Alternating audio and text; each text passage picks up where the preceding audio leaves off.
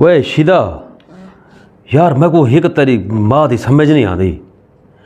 जेरले देखो मोबाइल हाथी चे, जेरले देखो मोबाइल हाथी चे, फोटो बनेंदी बैठी है, फोटो छिकेंदी बैठी है, बुहारी देंदी पई है भी मोबाइल हाथी चे, टुक्कर खांदी बैठी है भी मोबाइल हाथी चे, टुक्कर पकेंदी बैठी है भी मोबाइल हाथी चे, खड़ी है मोबाइल हाथी छे, बैठी है मोबाइल हाथी छे।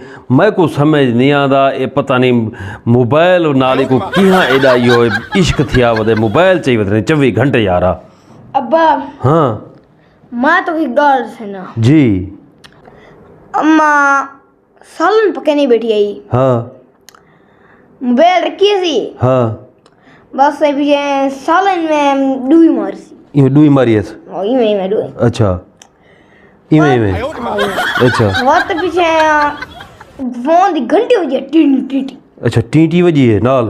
हाँ ओ जीवे में चमचा छिके हाँ। कांता रखी सी। चमचा रखी सी, चमचा रखी सी पीछे पीछे बस कौन सी हो गई कौन सड़िया के तती भाजी नाल। हाँ तो यो काम थी होना आता तेरे 24 घंटे मोबाइल मोबाइल मोबाइल। मैं कुछ समझ नहीं आती मोबाइल का क्या मसला है इनका बस। वे सीधे ना पियो, वे सीधा बचड़ा, मेरा बचड़ा गाल सुन, गाल सुन, गाल सुन।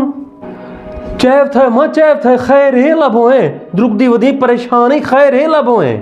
तेरी जाल दी गर्दन हिके जाते में खड़ गई है, मुंह चिब्बा थी गत अखी उतु तहन।